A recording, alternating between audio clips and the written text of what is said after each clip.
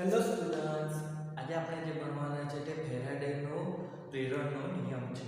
તો એ નિયમ મિત્રો શું કહે તે સમજવા માટે પહેલાં આપણે એક નવી રાશિ સમજવા પડશે. પણ એ નવી રાશિ નવા સ્વરૂપમાં છે, બાકી આપણે એ રાશિ વિશે ભણી જ ગયા છે. અને તે નવી રાશિનું નામ છે ચુંબકીય ફ્લક્સ. તો મિત્રો ચુંબકીય ફ્લક્સ એ શું છે? તો આપણે ચેપ્ટર 1 માં વિદ્યુત ફ્લક્સ વિશે ભણી ગયા. તો વિદ્યુત ફ્લક્સમાં આપણે શું જોયું હતું કે આ રીતે આપણી પાસે કોઈ ક્ષેત્રફળ હોય તો એક ક્ષેત્રફળમાંથી કેટલા પ્રમાણમાં વિદ્યુત ક્ષેત્ર રેખાઓ પસાર થતી હોય તેના પછી આપણને વિદ્યુત ફ્લક્સ phi e લખીએ તો તે phi e આપણને કેવી રીતે મળતો હતો? વિદ્યુત ક્ષેત્ર ગુણ્યા ક્ષેત્રફળ, અને એ બંનેનું શું હતું? તો અદિશ ગુણાકાર હતો. એટલે શું મળતું આપણને? E a cos θ મળતું હતું. બરાબર મિત્રો? તો અહીંયા ચુંબકીય ફ્લક્સની આપણે વાતો કરીશું ત્યારે શું થશે? તો બધી વસ્તુ સરખી જ રહેવાની છે મિત્રો. શું થશે કે આ કોઈ ક્ષેત્રફળ છે, પરંતુ હવે જે આ ક્ષેત્ર રેખાઓ આવવાની છે તે શું થવાની છે? તો તે ચુંબકીય ક્ષેત્ર રેખાઓ આવવાની છે. તો કોઈ આપેલું ક્ષેત્રફળ છે, આ a જેટલું ક્ષેત્રફળ છે, તેમાંથી b જેટલી ચુંબકીય ક્ષેત્ર ધરાવતી ક્ષેત્ર રેખાઓ પસાર થતી હોય તો ત્યારે આપણને શું થવાનું છે કે એક ચુંબકીય ફ્લક્સ મળવાનું છે. તો તે ચુંબકીય ફ્લક્સ કેવી રીતે મળશે આપણને? B ડોટ a આ રીતે મળવાનું, અને તેના પરથી આપણે શું લખી શકીએ? B a cos θ થવાનું.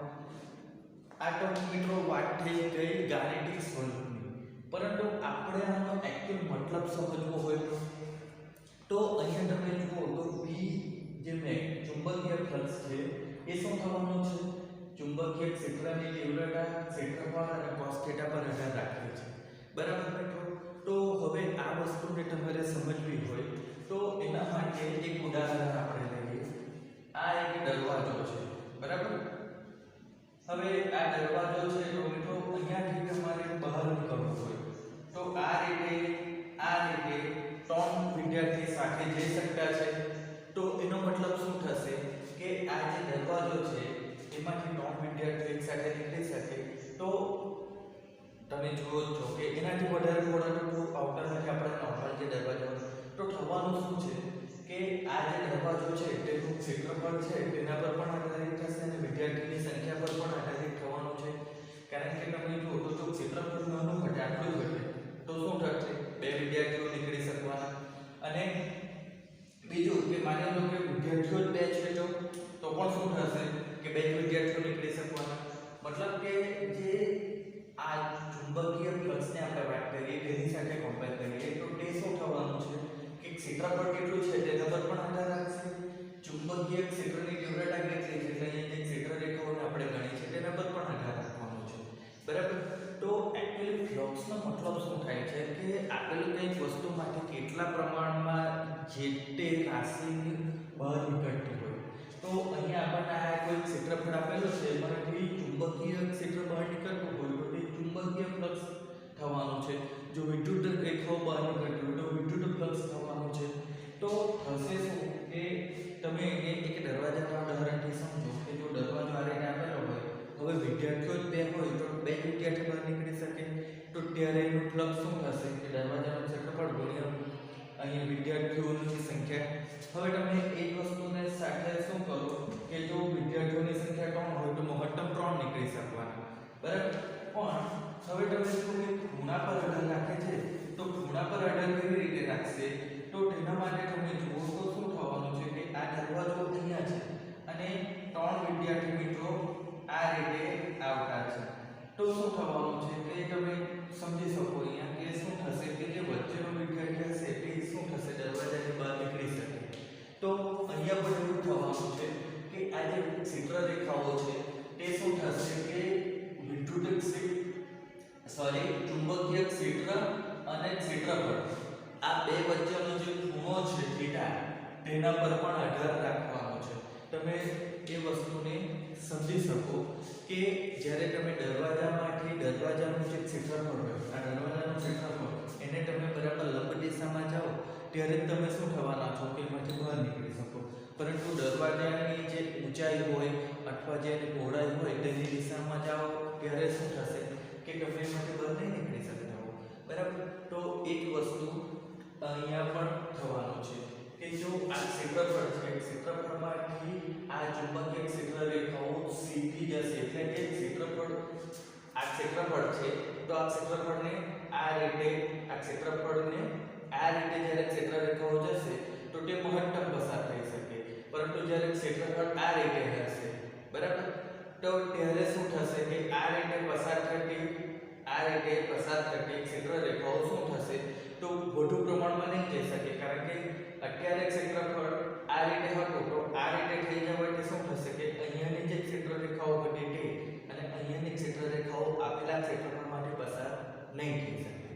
તો તેના લીધે શું થશે કે જે ચુંબકીય ફ્લક્સનું મૂલ્ય હતું તે શું થવાનું કે ક્ષેત્ર રેખાઓ ઓછી પસાર થઈ રહી, મતલબ કે ચુંબકીય ક્ષેત્ર ઓછો આવે તો ક્ષેત્રફળ ચુંબકીય ક્ષેત્રના મૂલ્ય પર પણ આધાર રાખતી થઈ ગઈ, ખૂણા પર પણ આધાર રાખતી થઈ ગઈ અને ક્ષેત્રફળ પણ આધાર રાખતી થઈ ગઈ. તો હવે તમે જો કે આ ક્ષેત્રફળ છે એની જગ્યાએ ફક્ત આ બે આંગળી જેટલું જોઈએ તો શું થવાનું, તો પણ શું થશે કે અત્યારે 1 2 3 4 આ રીતે ક્ષેત્ર રેખાઓ પસાર થઈ રહી છે, પરંતુ આ જ રીતે જ્યારે ક્ષેત્રફળ હશે ત્યારે શું થશે 1 અને 2 નીચેની પણ ક્ષેત્ર રેખાઓ છે પરંતુ તેના માટે ક્ષેત્રફળ જ નથી, તો ત્યારે પણ શું થશે કે ક્ષેત્ર રેખાઓ ઓછી પસાર થશે, મતલબ કે જે ચુંબકીય ફ્લક્સ છે તો તેનું મૂલ્ય ક્ષેત્રફળ, ચુંબકીય ક્ષેત્ર અને cos થીટા એટલે કે ખૂણો ત્રણે ત્રણ વસ્તુ પર આધાર રાખતું છે.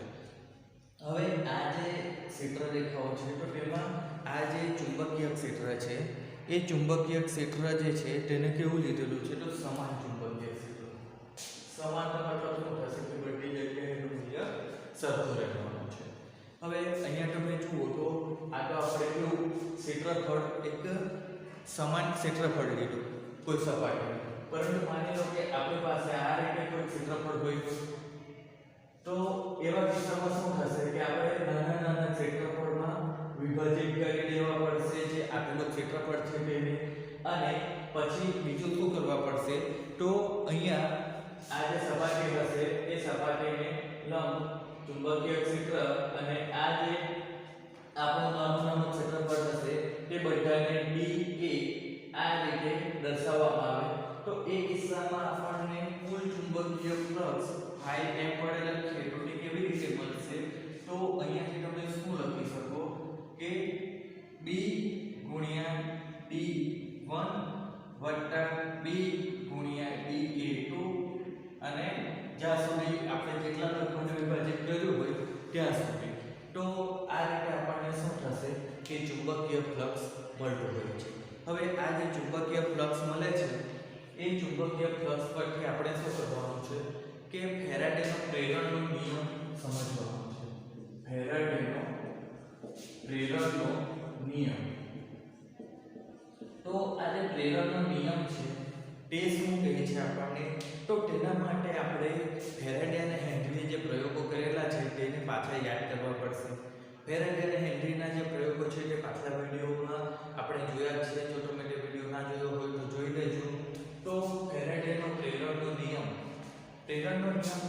સમજવા માટે આપણે પાછલા પ્રયોગોની વાત કરીએ તો પહેલો જે પ્રયોગ હતો તેમાં આપણે શું જોયું હતું કે આ રીતે એક ગૂંચળું હતું અને ગૂંચળુંને શું કરેલું હતું ગેલ્વેનોમીટર સાથે જોડેલું અને અહીંયા કોઈ શું હતું ચુંબક હતો, બરાબર. એ ચુંબકની શું કરતા હતા આપણે ગૂંચળાતા હતા તો ગૂંચળાની વિરુદ્ધ દિશામાં લઈ જતા તો આ ગેલ્વેનોમીટરમાં શું થતું હતું કે કોઈ આવર્તન જોવા મળતું હતું. તે કિસ્સાના લીધે તો આ જે ગૂંચળું C1 હતું તો એ ગૂંચળામાં શું થતું હતું કે ચુંબકીય ક્ષેત્ર અહીંયા આ જે ચુંબક છે તેના લીધે ઉપર અને નીચે શું થવાનું કે કોઈ ચુંબકીય ક્ષેત્ર આવવાનું છે. તો તે ચુંબકીય ક્ષેત્રમાં શું થતું હતું કે આ ચુંબકની ગતિ કરાવવાથી ફેરફાર થતો હતો. તો એ ચુંબકીય ક્ષેત્રમાં જે ફેરફાર થાય તેથી શું થવાનું છે તો તે ચુંબકીય ફ્લક્સ થવાનું છે. તો તે ચુંબકીય ફ્લક્સમાં ફેરફાર થવાનો કેમ, કારણ કે ચુંબકીય ક્ષેત્ર ગુણ્યા જેટલા સમયમાં પસાર થાય તે ક્ષેત્રફળ આપણે જોઈએ તો શું થાય કે ચુંબકીય ફ્લક્સ હોય તે શું થવાનું છે કે તેમાં ફેરફાર થવાથી આપણું જે ગૂંચળું છે તેમાં શું થાય કે આપણને કોઈ પ્રવાહ મળે અને તે પ્રવાહ આપણને ગેલ્વેનોમીટરમાં જોઈ શકાતો હતો. હવે અહીંયા તમે જુઓ તો આ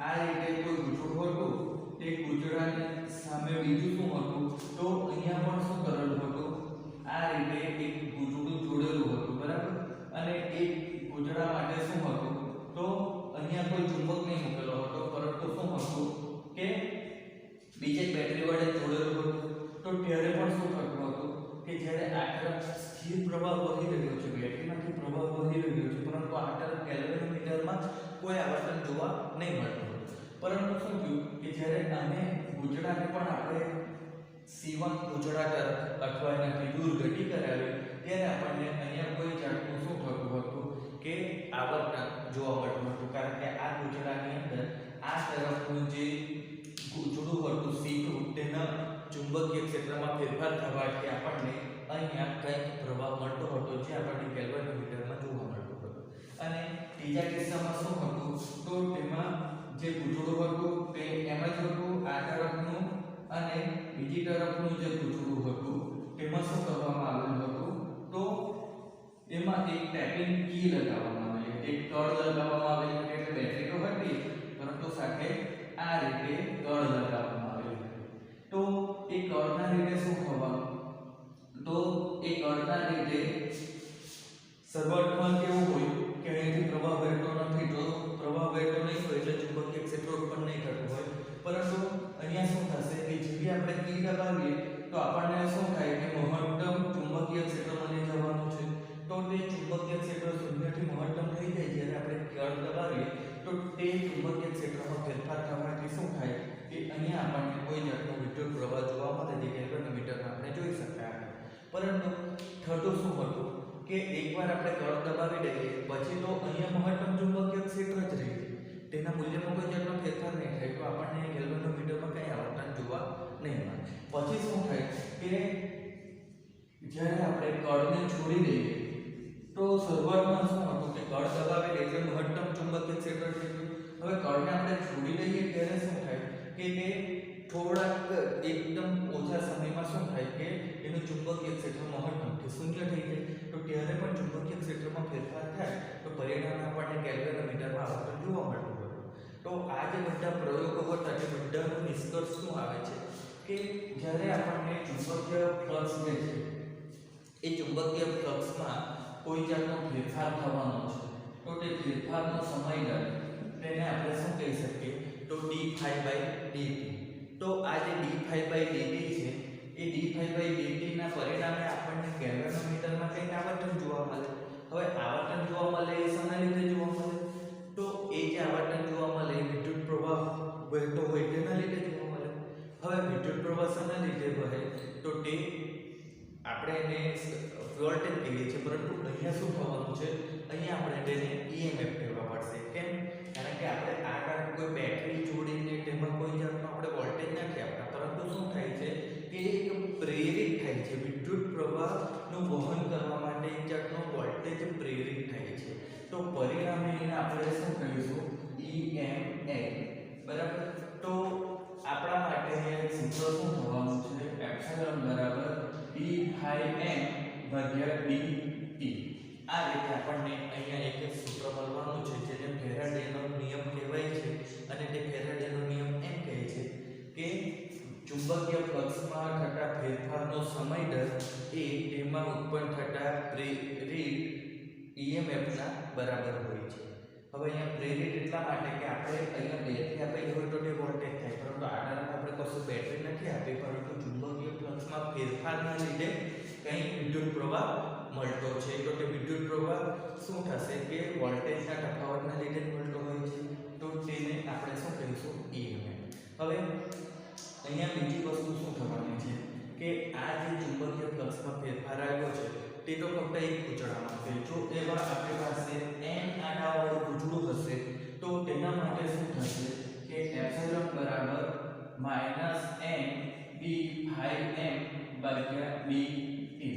આ રીતે આપણને શું થશે એક સૂત્ર મળવાનું છે બરાબર મિત્રો અને અહીંયા પણ માઈનસની નિશાની આવવાની છે તો જ્યારે આપણી પાસે n આડાવાળું ગુચડું હશે તો ત્યારે શું થશે કે n d∅dt એ આપણો EMF થવાનો છે હવે અહીંયા તમને જેટલું EMF નું મૂલ્ય વધારે એટલો અહીંયા આપણને વધુ પ્રવાહ મળવાનો છે, પણ એ EMF નું મૂલ્ય આપણે કેવી રીતે વધારી શકીએ? તો અહીંયા તમને જો n શું છે?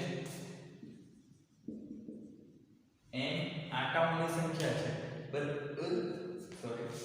તો આપણે આ જે પણ ગુચળા હશે એમાં આટાઓની સંખ્યા જો વધારી દઈએ તો આપણને જે EMF મળવાનું છે તે વધુ મળવાનું છે. તો એના પર આ જે આપણું એક સૂત્ર થઈ ગયું છે તે તમારે યાદ રાખવાનું છે લખવા માટે ખૂબ જરૂરી. EMF એ શું થશે? n dϕ/dt. તો એ જે છે તે આપણો ફેરાડેનો નિયમ કહેવાય છે. હવે અહીંયા તમને જુઓ તો આ જે ઋણ નિશાની આપી છે તે શું કરે છે? તો આ જે ગુચળો હશે તેમાં વિદ્યુત પ્રવાહની જે દિશા હશે તે દિશા નક્કી કરવા માટે અહીંયા ઋણ નિશાની આપી છે. તો બંધ ગુચળો હશે ત્યારે એની દિશા કઈ હશે તે આપણે જાણી શકીશું આના પરથી. તો આ હતો મિત્રો ફેરાડેનો પ્રેરણનો નિયમ, જે આપણે ગાણિતિક સ્વરૂપે આ રીતે જોઈએ. જો ગુચળામાં આટાની સંખ્યા ફક્ત એક જ હશે એટલે કે બંધ લૂપ હશે તો ત્યારે શું થશે? આ જે સૂત્ર છે તે મિત્રો એકચ્યુઅલી આ રીતનું કોઈ બંધ લૂપ હશે તેના માટે છે, અને આ જે છે તે શું થશે? આ રીતનું ગુચળો હશે